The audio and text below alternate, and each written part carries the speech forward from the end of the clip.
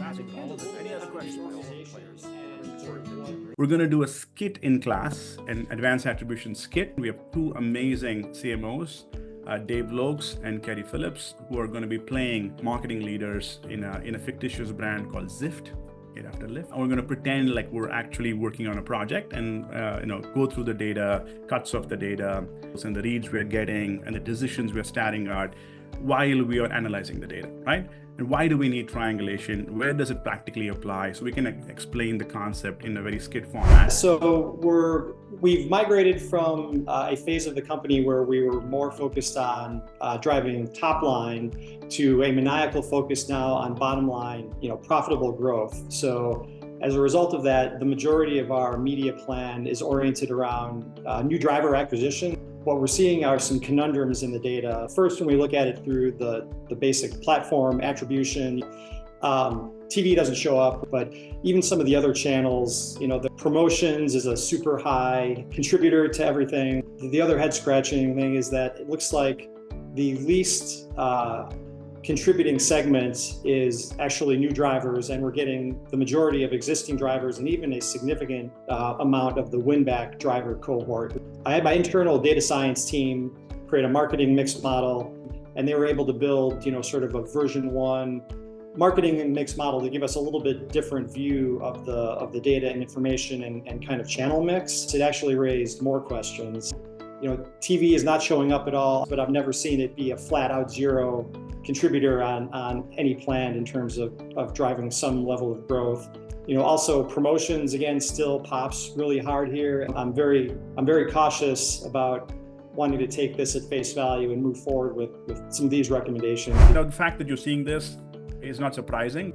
How about you and I work together for a bit and we'll work with your team, collect the data, build some models, come back with the POV. First thing I do is I break up his business into 3 P&Ls, a new customer P&L, an active driver P&L, and a win-back driver P&L. And then I build separate marketing mix models for each. So we present an entire ensemble of models. In this case, we had about 120 models that we're looking at.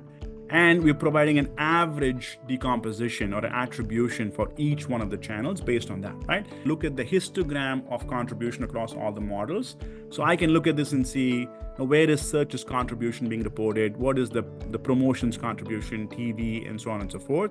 So I would start here, Keary. How does this new driver acquisition MMM attribution look like for you? I think it's starting to make a lot more sense intuitively, again, based on past experience, than certainly the last touch and the first version model that we created.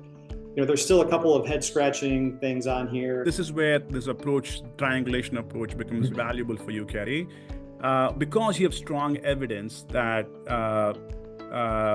your UAC contributes about 38,000 orders, which is roughly about 5% of your total business, and you've tested it. Let's use MMM everywhere else. So let me go build that, come back to you. I present, let's say, the same results to you. What would you say?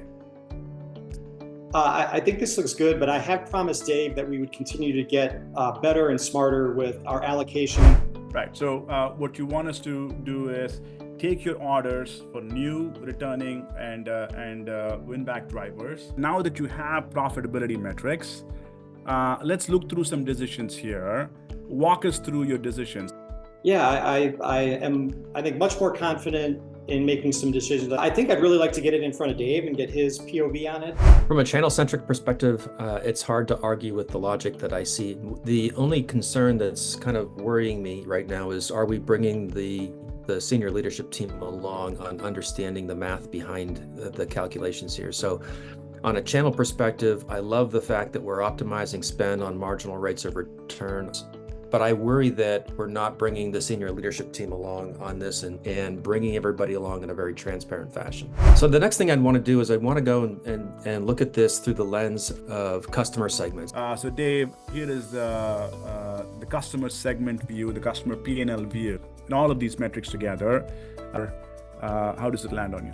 What we're seeing is over on the right-hand side, we're not seeing a whole lot of response in the almost $28 million spent in promo dollars in retention, but we are seeing a really strong, very elastic response to those same dollars if we spend them in reactivating churned customers.